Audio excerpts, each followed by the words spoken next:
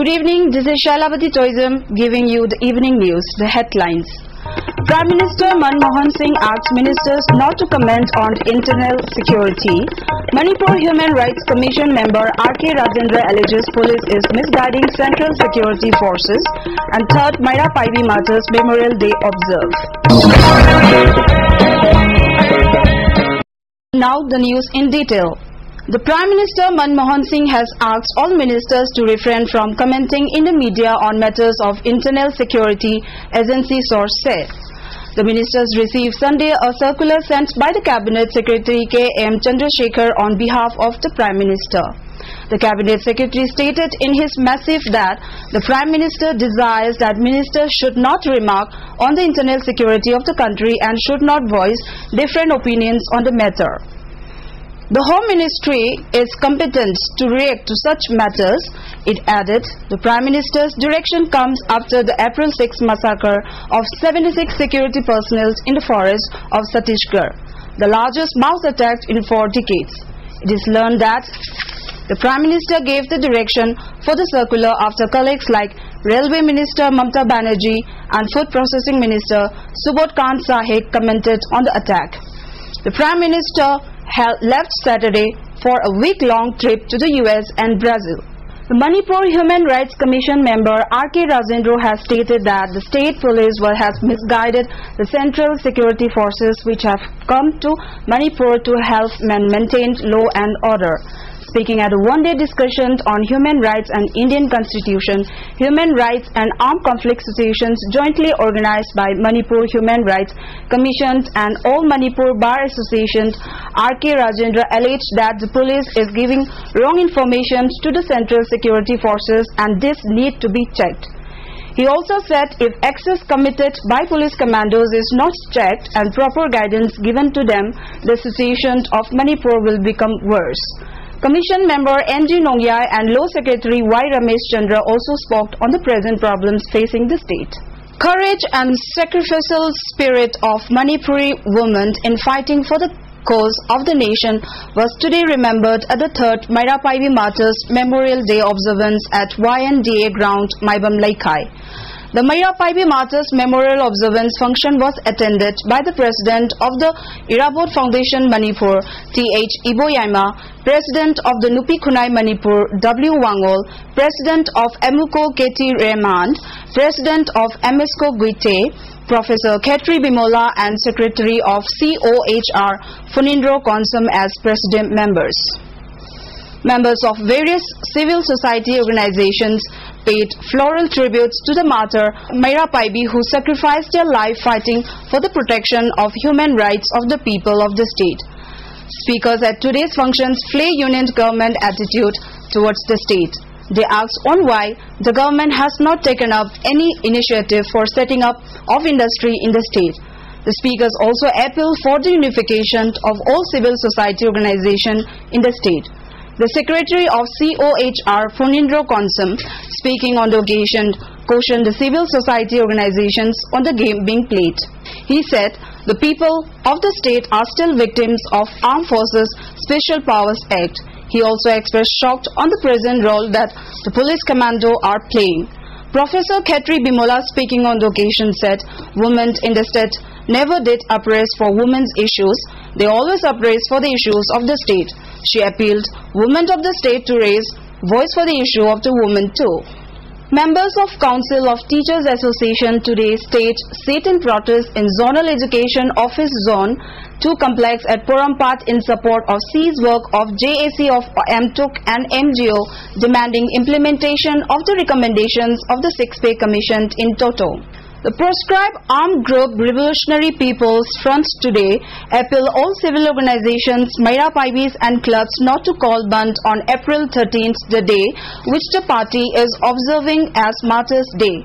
In a press statement issued by its chief, Department of Publicity G.M. Changzhou, the body called off any such band or general strike on the day. The National Self-Implement Mission Nasim founder Tongkai Haokip has refuted the allegations made by Manipur Self-Employment Mission that Nasim has cheated many persons in Manipur. Talking to the media persons at Manipur Press Club today, he said the allegations are baseless and the Nasim has benefited many persons. If the Nasim wants to lodge complaints, it should approach the company office at Delhi.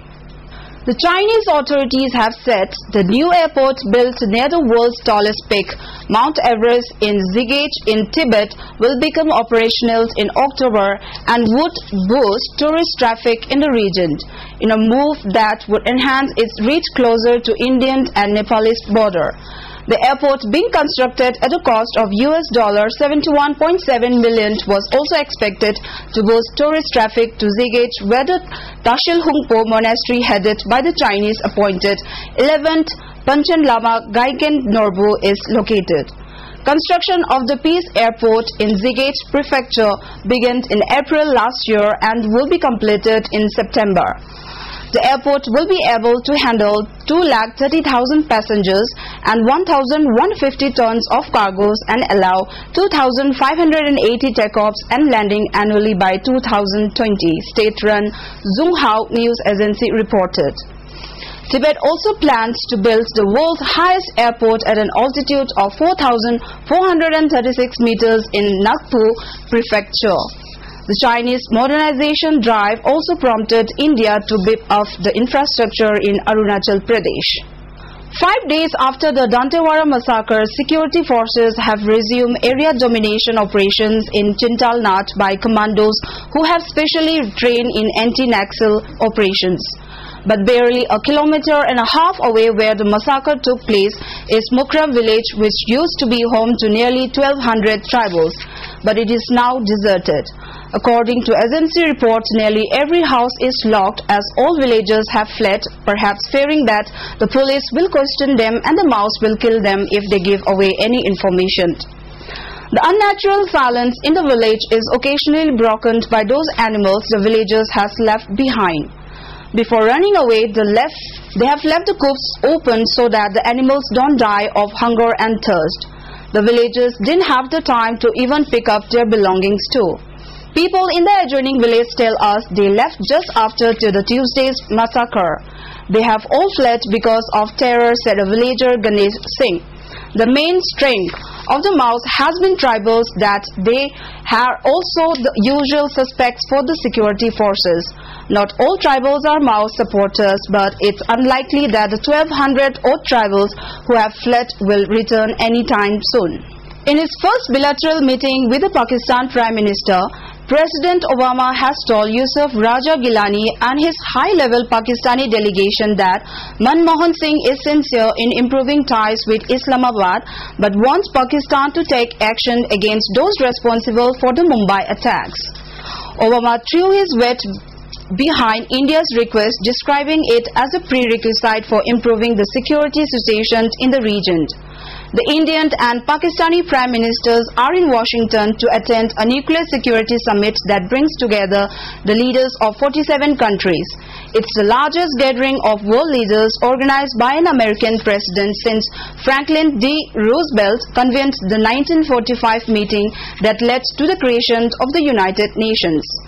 Obama met Gilani barely 2 hours after he met Singh, and for the first time he directly raised the issue of the lack of any convincing act by Pakistan against the man behind 26/11. Before we end the headlines once again, Prime Minister Manmohan Singh asked ministers not to comment on internal security. Manipur Human Rights Commission member R.K. Rajendra alleges police is misguiding central security forces, and 3rd Myra Paibi Martyrs Memorial Day observed. That's all we have for today. Thank you for being with us. Good night.